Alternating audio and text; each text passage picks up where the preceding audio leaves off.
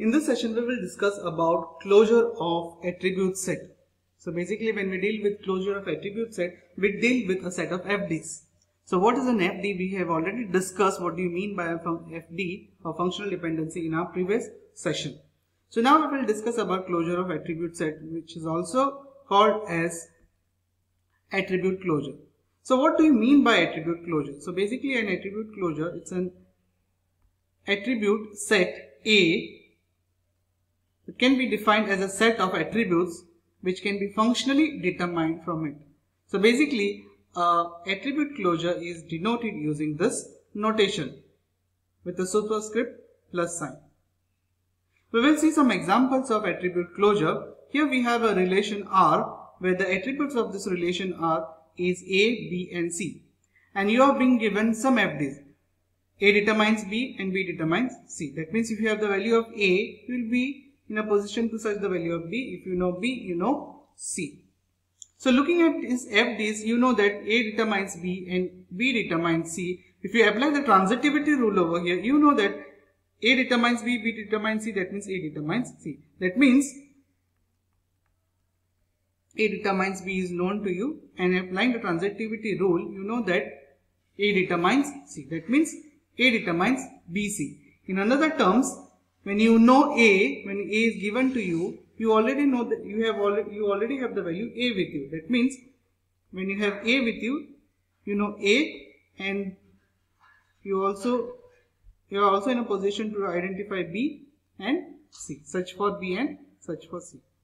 So basically, if you are asked to calculate the closure on A, so how do you calculate the closure on A? Given an FD, you look at the FD in terms of the right hand side and the left hand side.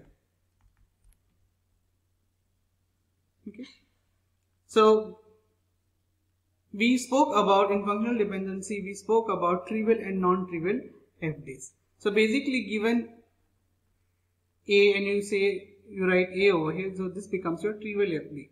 So when I try to find the closure on A, when A is given to you, that means you already have A with you. Next, you search if any other attributes can be searched on this particular closure, on this particular attribute A.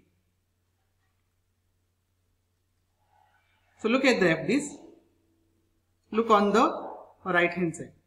Look if this attribute on the right hand side is appearing anywhere on the left hand side with respect to the FDs that are given to you. So you can see A is appearing over here and A determines B. So now I can say that the closure on A is A, B. Now again look at this set of attributes on the right hand side and see if any of the attributes is appearing on the left hand side with respect to the FDs that are given to you. Okay. So you can see that B is appearing over here. So that means B will help you functionally identify the attribute C. So we have A, B and C. That means the closure on A is A, B, C. That means A is sufficient to identify all the attributes of a given relation. We will see another example. So here we have a relation R. The attributes of this relation is A, B, C, D, E and F. And these are the FDs that are given to you. And you are asked to calculate the closure on D. So when we calculate the closure on D, so this is trivial. So you already have the attribute D with you. So you apply the LHS and the RHS right now. You check if this particular attribute is appearing anywhere on the left hand side on the FDs. So you get to see over here, D is over here. That means you are able to search for D, A and F. Next you check if any of this attribute is appearing on the left hand side. You get to see A over here. So A determines B. So now you have D, A, F and B. So what is left is F and B. Anywhere F is appearing on the left hand side? No. So the power of D, so given this particular attribute, the closure on D is D, A, F, B. So if you have these attributes, you will be able to identify only this attribute. But that means the closure on D is DAFB. We'll see another example. We'll consider the same example now, and now we'll try to calculate the closure on DE. So what is the closure on DE? We'll try to calculate it. The closure on DE is DE initially, since it is trivial. Next, check whether if these attributes are appearing anywhere on the left hand side. It is appearing here and it is appearing here. That means D, E, A, F and C. Next, we are done with D. Next, you check if any of these attributes is appearing anywhere on the left hand side. You can see that we have A, we have, right now we'll take only one attribute A. So now we have D, E, A, F, C and B when we consider this particular FD. Next, anyway C is appearing, yes, we have C, that means we have the attribute DE. So but D is already there in this closure set. Next, this is also done. We are left with the next attribute, that is AC. So with respect to AC you get F. So that is also there. So basically the closure on DE is DEAFCB.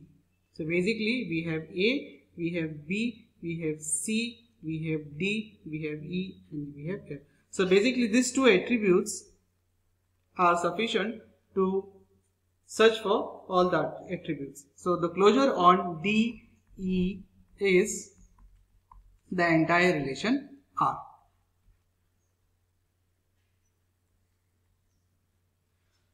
So before calculating the closure, it is very important that we learn certain rules.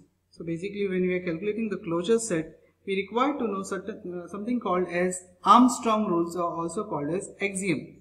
So what is this axiom? Axiom is a statement that is taken to be true and it serves as a premise or a starting point for further argument. So basically we consider this Armstrong rules and we try to calculate the closure. So Armstrong axiom holds on every relational database and can be used to generate the closure set. We will see what are the Armstrong rules or what are these axioms. So basically we have something called as primary rule and we have something called as secondary rules. With respect to primary rules, we have reflexivity, we have augmentation and we have transitivity. So in reflectivity it says that if Y is a subset of X, then X functionally determines Y. So what this thing means? We have Y and X which is a subset of a relation R. We consider a small example. Let's say X is A, B, C and Y is A, B. Now I am saying that Y is a subset of X. Can I say Y is a subset of X? Yes, Y is a subset of X because X is A, B, C and Y is A, B.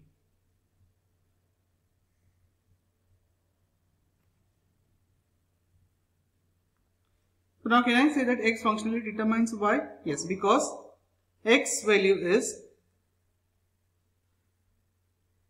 A, B, C and Y is A, B. So basically this is the reflexivity rule. We move on to the next rule, that is augmentation. X determines Y. That means XZ determines YZ. So basically in this case X determines Y. We just augment the attribute Z over here. That means we augment Z over here also. With respect to augmentation, when we add an attribute on the left hand side, we add the same attribute on the right hand side also. Transitivity. With respect to transitivity, we already know that X determines Y and Y determines Z. That means X determines Z. So basically these are the three primary rules, that is reflexivity, augmentation and transitivity. We look at the secondary rules of Armstrong. First one is the union. Now over here what we have is X determines Y and x determines z. So if we combine this, if we have a union on this, x determines y and x determines z. If we have a union, what we have is x determines y, z. Similarly, we can apply a decomposition to this rule. On union only we can apply decomposition. The same statement can be written as x determines y and x determines z. Now you need to keep in mind that union and decomposition can be only applied on the right hand side of your FD. You cannot apply union and decomposition on the LHS. On the LHS, you cannot apply union and decomposition. Basically, it means that if we have x, y determines a, b. That means these two attributes together will help you identify search for attribute A and search for attribute B. So basically the same thing can be written as x, y determines A and x, y determines B. You cannot say that x all by itself determines A, B and y all by itself determines A, B. You cannot say, this is wrong. Okay, so basically what happens is these attributes together help you identify the right hand side. The next rule is pseudo-transitivity. So in pseudo-transitivity what we do is, we are saying that if x determines y and wy determines z, then we have a FD which says wx determines z. Now how is this possible? We say x determines y and wy determines z.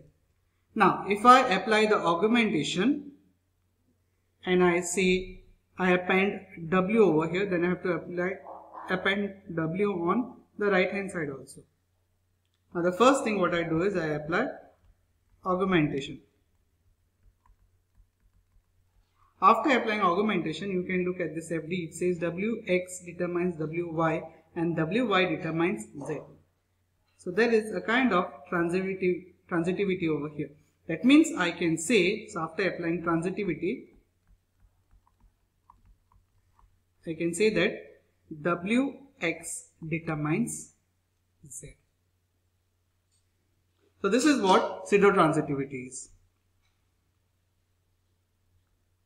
We move on to the next rule, that is composition. So now in composition it is x determines y and z determines w. That means x, z determines y, w. Now how do we come to this conclusion? Okay, so we have an FD which says x determines y and z determines w. So now if I append z over here in the first FD, then I have to append z in the right hand side also. So basically what I am doing over here is I am applying the augmentation rule. And the next FD I am applying, or I am augmenting x, and I am augmenting x on the right hand side. Now if you apply union on this, what will you get? If you apply union on this, so basically you will get x, z and z, y, x, w. Alright, so you can write this in any sequence. So basically when you have x, z, you already have x and z. So this is already known to you. So basically what we are trying to prove is when you have x, z, you have y, w. So this is what we are trying to prove. So this is the composition rule, and which is the secondary rule. So now when we are working with FDs, or when we are trying to calculate the closure set, basically we will be making use of these rules to calculate the closure set.